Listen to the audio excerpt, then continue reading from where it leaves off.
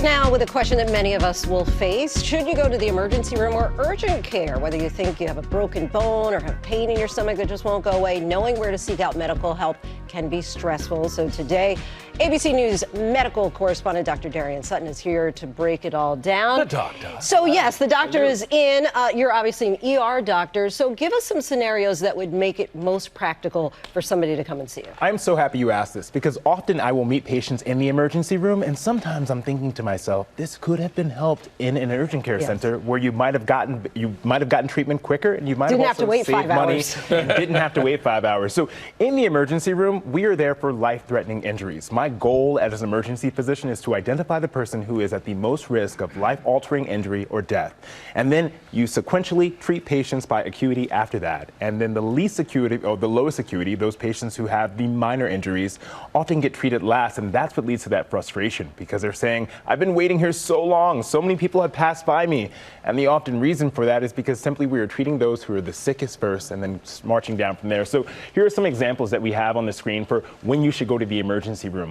One thing I'll say is that regardless of the symptoms, if you think that your symptoms will end your life, then you should see an emergency physician. Period. Simple. But here are some simple symptoms that you should pay attention to. So chest, arm, and jaw pain. The reason why I have those up there is because arm, jaw pain, especially after you exert yourself, that can be what we call chest pain equivalents, especially for women. If you're having a heart attack, it might not present as chest pain, which we see in the textbook. For women, you might have jaw pain, arm pain, after you run up a flight of stairs or run to catch a bus. Those are concerning signs that you have to pay attention to. Also things like slurred speech, altered mental status, if you're not yourself. These are reasons why you need to see an emergency physician. Shortness of breath, if you're having difficulty getting from one place to another without breathing heavy, that's a problem. You need to see an emergency physician for that. But if you're just having congestion or you feel like you're having a little bit of wheezing, those are reasons why you should go to urgent care. In short, I think the easiest way to decipher is if you have one isolated problem where you would typically go and see a primary care provider, but they just don't have an appointment, then you should probably check with an urgent care center. But to make it the easiest, you can simply call. If you call and you ask, hey, I have these types of symptoms, you will often speak to a triage nurse or someone who's skilled who can help guide you into the right direction. But isn't it more expensive to go to the emergency room than it is to urgent care? It often is, and I will say that it really is dependent on your coverage because the expense is one thing, but the copay is another, and that can be different from person to person. You can always just cut the line and DM Dr. Darien. Which is what we all do here. These are facts.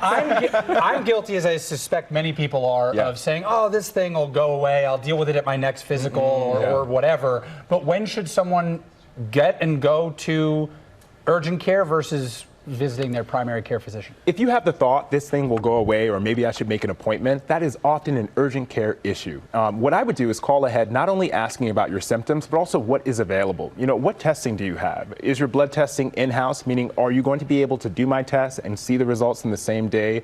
What type of imaging do you have? And also, do you treat these types of symptoms? List your symptoms. If you talk ahead of time, then you can often save time and even in many cases, money.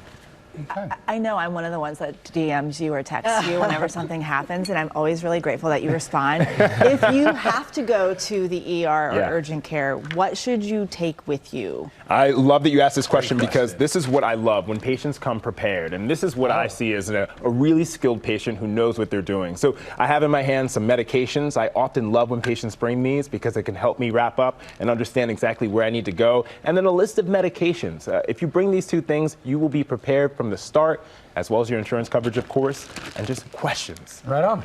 Very smart. Thank you so much, Dr. Darien. Of course.